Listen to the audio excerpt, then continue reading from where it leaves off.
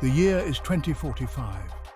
Jakarta, the beating heart of Indonesia, throbbed with electric energy. Towers of glass and steel pierced the sky. Holographic advertisements shimmered between the skyscrapers. The real revolution was happening on the streets. Street vendors now accepted cryptocurrency with a tap of a wristwatch. Children earned digital tokens for their virtual victories. Even the becak drivers had sleek digital wallets. Indonesia was united by an invisible web of encrypted data. This was the golden age, marked by unprecedented technological advancement. But beneath the shimmering surface, a storm was brewing. In a bustling co-working space, Rama hunched over his computer, his fingers dancing across the keyboard. At 28, Rama was already a legend in Indonesia's tech scene. He was the architect behind Merdeka Chain, a blockchain platform empowering the unbanked. Growing up in a small fishing village, he had witnessed financial exclusion firsthand. Merdeka Chain allowed anyone with a smartphone to access financial services. His creation connected millions to the formal economy, unlocking new opportunities.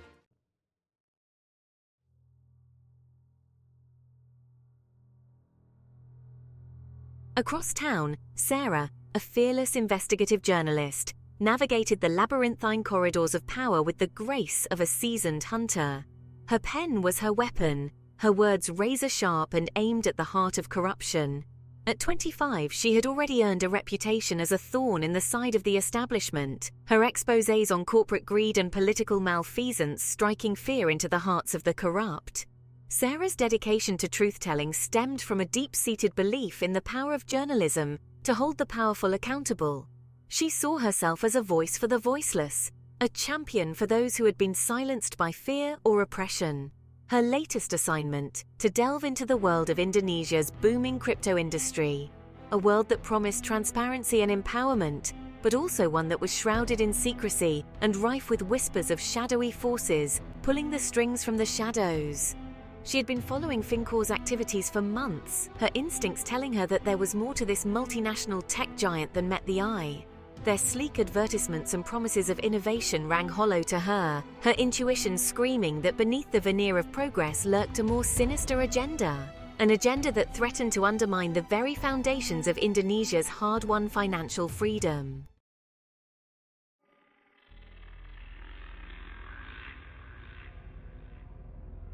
As the sun began its descent, casting long shadows across the cityscape, Rama received an encrypted message.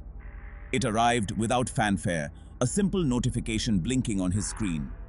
But the contents of that message would send shockwaves through his world, shattering the illusion of security that had come to define Indonesia's crypto utopia. The message was short, cryptic, and sent chills down his spine. It simply read, Fincor. Centralization. 48 hours. His heart pounded in his chest as he reread the message, each word sending a jolt of adrenaline through his system. Fincor, the multinational tech conglomerate, was making a move. A move to seize control of Indonesia's decentralized financial system. A move that threatened to undo everything he had worked so hard to build. He knew he had to act fast. Lives were at stake. The future of his nation hung in the balance, and he knew just the person to call.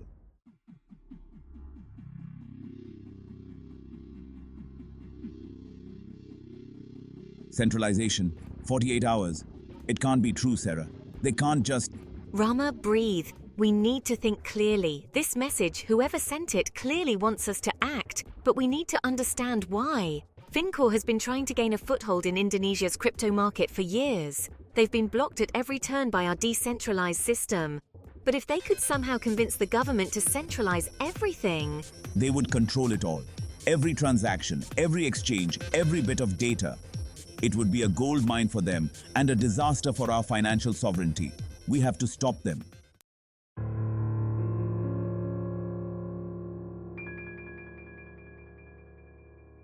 So, you believe Fincor is behind this plot to centralize our crypto exchanges? They've certainly got the motive and the resources, but they'd need someone on the inside, someone with influence. That's what worries me the most. If they've managed to infiltrate the government... We need proof.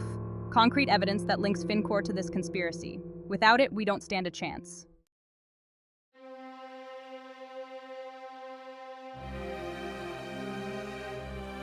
The weight of their task settled upon them like a physical burden as they left the cafe and stepped back into the bustling streets of Jakarta. The city, once a symbol of hope and progress, now felt different, tainted by the knowledge of the unseen forces working to undermine its newfound freedom. Rama, his mind abuzz with possibilities, knew that his skills as a programmer were their best chance at uncovering the truth. He had to find a way to trace the digital breadcrumbs, to follow the flow of information back to its source. But he couldn't do it alone.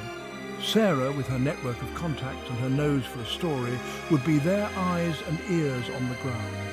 She would need to dig deeper into Fincor's activities, to uncover their connections within the government. And Kirana, with her legal expertise, would be their shield, ready to fight any legal challenges that came their way. As they went their separate ways, the weight of responsibility pressed down on them.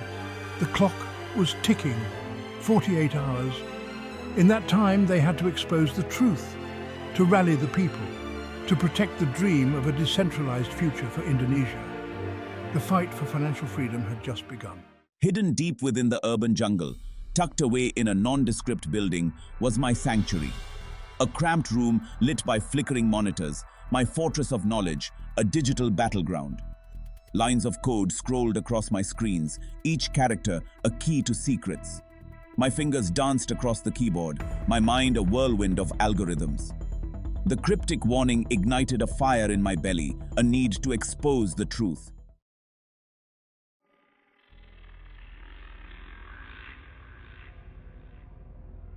Meanwhile, I was navigating a different kind of labyrinth, one woven from whispers and half-truths. My search for answers took me from the bustling newsroom of my online publication to the hushed backrooms of Jakarta's elite, my notepad a shield against the veiled threats and carefully crafted denials. I had always been drawn to stories that others shied away from, stories that spoke truth to power, stories that exposed the dark underbelly of society. But this time it felt different, more personal. This wasn't just about exposing corruption, it was about protecting the very fabric of my nation, the dream of a decentralized future that had given hope to so many.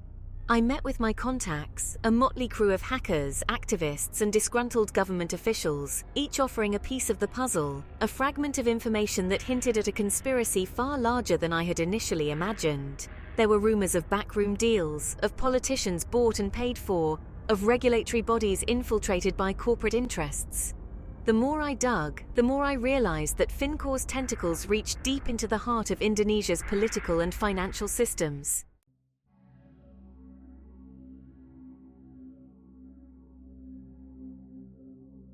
I, a seasoned veteran of countless legal battles, pored over the data Rama had managed to extract from the blockchain, my brow furrowed in concentration. The evidence was damning. A complex web of shell corporations, offshore accounts, and illicit transactions, all leading back to Fincor and a handful of high-ranking government officials. I had always known that the fight for justice was an uphill battle, but this time, the stakes were higher than ever before. This wasn't just about money or power. It was about the very soul of Indonesia, the hard-won independence that was now under threat. I knew that taking on a corporation like Fincor would be like wrestling a hydra, but I was not one to back down from a challenge. I had spent my life fighting for the underdog, for those who had been marginalized and silenced, and I would be damned if I let a bunch of greedy executives steal the future from under their noses. I picked up the phone, my fingers dialing a familiar number, a wry smile playing on my lips. "Get ready for a fight," I said, my voice laced with steely resolve. "We've got a corporation to dismantle."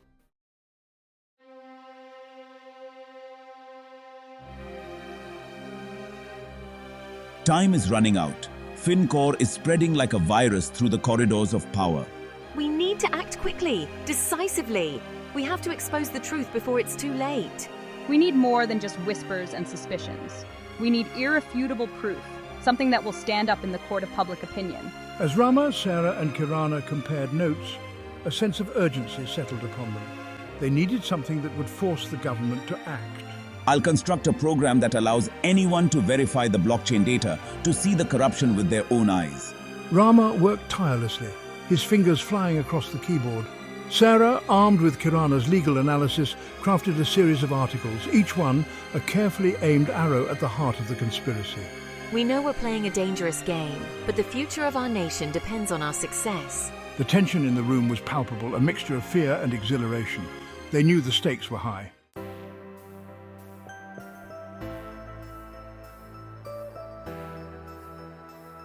As the clock ticked down, a glimmer of hope emerged from an unexpected source. A group of young hackers, inspired by our work, have joined the fight. They've uncovered a trove of incriminating evidence, emails, financial records, even recordings of secret meetings. The evidence was irrefutable, a smoking gun that exposed the depth of Fincor's corruption and the complicity of high-ranking government officials. With this newfound ammunition, we have a fighting chance. They released the information to the public using every channel at their disposal: social media, news websites, even projecting it onto the sides of buildings. The response is immediate and overwhelming. Outrage is spreading through the streets of Jakarta like wildfire. Fueled by years of simmering resentment towards corruption and inequality, the people were ready to act.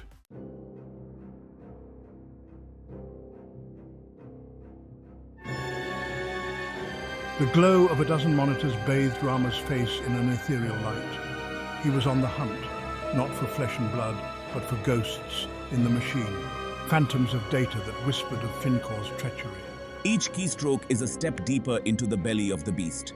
The blockchain feels like a tangled jungle, obscured by Fincor's insidious code.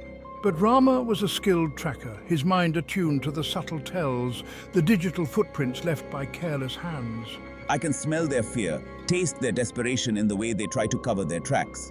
Days blurred into nights as Rama delved deeper into the labyrinth, fueled by a potent mix of coffee, energy drinks, and righteous anger. Sleep is a luxury I can't afford, not while the future of our nation hangs in the balance. The weight of millions rested on his shoulders, their hopes and dreams woven into the very fabric of the code he navigated. I'm a digital warrior fighting for the soul of Indonesia, one line of code at a time. And as he ventured deeper into the heart of the conspiracy, he knew he was walking a tightrope, the abyss of exposure yawning below. One wrong step, one miscalculation, and everything he held dear could crumble to dust.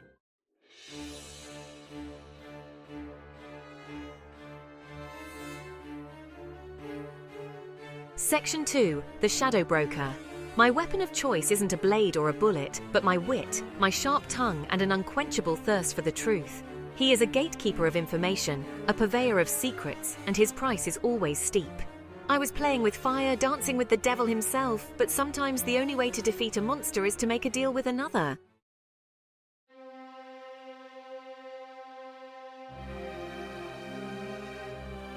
Section 3, False Walls. The evidence, painstakingly gathered by Rama and Sarah, painted a damning picture of Fincor's deceit. I have spent my life dismantling corporate machinations, my legal mind a scalpel dissecting their carefully crafted defenses. This wasn't just about money or power. It was about the very soul of Indonesia.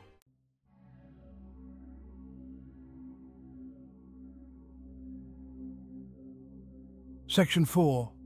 The price of truth. The closer they got to the truth, the more dangerous their world became. Once a recluse content in the digital world, I now find myself looking over my shoulder, my every move shadowed by unseen eyes. The price of truth, it seems, is getting higher with each passing day.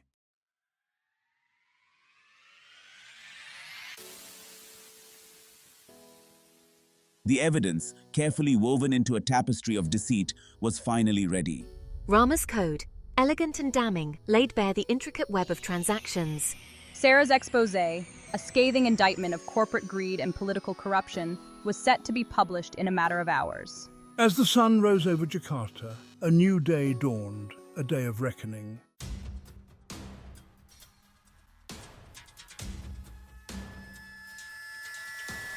Rama's fingers flew across the keyboard, a blur of motion as he unleashed his digital storm upon the world.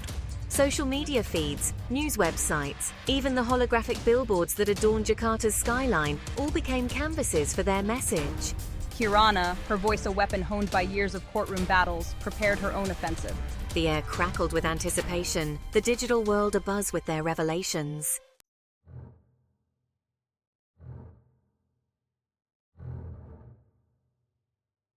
Jakarta, the glittering jewel of Indonesia, usually thrumming with the vibrant chaos of urban life, held its breath.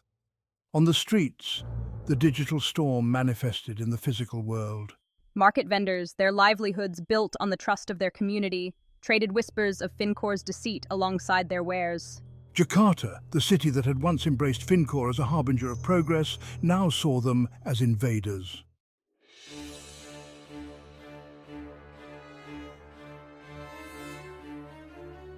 The Bapepti headquarters crackled with an unusual energy. Wait. David Stone, CEO of Fincor, his face a mask of practiced calm, sat across the table from the Bapepti officials.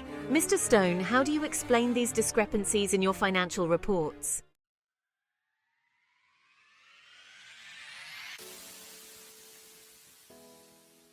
The room fell silent as Rama, his voice amplified by a hidden microphone, addressed the entire nation. My fellow Indonesians, today we stand at the crossroads of history. His message, a potent mix of technical jargon and heartfelt pleas for justice, resonated with the millions watching. The future of Indonesia must be free from exploitation and greed.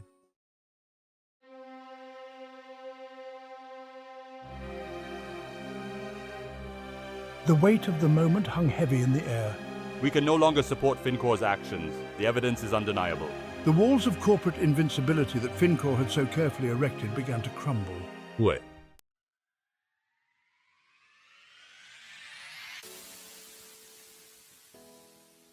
The news of Fincor's downfall spread like wildfire through the streets of Jakarta. The city erupted in celebration, the air alive with the sound of music, laughter, and the sweet taste of victory. Rama, Sarah and Kirana emerged from the Bapepti headquarters to a hero's welcome.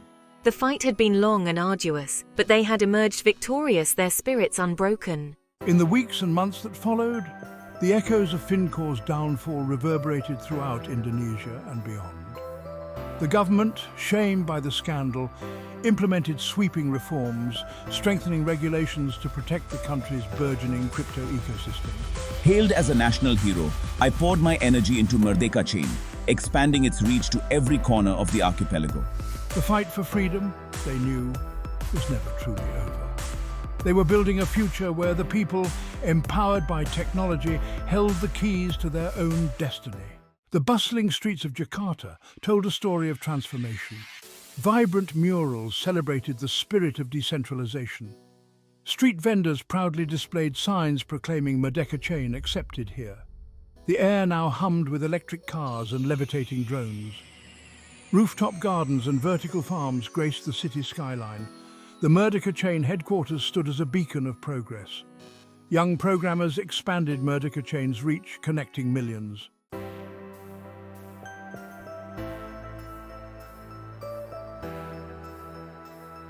The transformation wasn't confined to Jakarta. Across the archipelago, from the bustling port cities of Java to the remote villages of Papua, the spirit of decentralization had taken root, fueled by the success of Merdeka chain and the unwavering determination of those who had fought for a more equitable future. In fishing villages nestled amidst turquoise waters, fishermen used Merdeka chain to secure microloans, their once precarious livelihoods now bolstered by access to capital and the power of collective bargaining. In remote mountain communities, farmers leveraged the blockchain to track their harvests, sell their produce directly to consumers, and break free from the grip of exploitative middlemen. Schools, once starved for resources, now hummed with the energy of digital learning. Their classrooms equipped with virtual reality headsets and interactive whiteboards, thanks to donations facilitated through Merdeka chain's transparent and secure platform.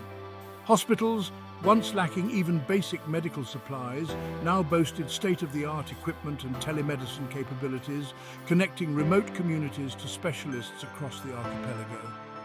Indonesia, once a patchwork of islands divided by geography and circumstance, was now united by an invisible web of data, a digital archipelago pulsating with the energy of innovation and interconnectedness. The dream of a decentralized future, once a distant glimmer on the horizon, had become a vibrant reality.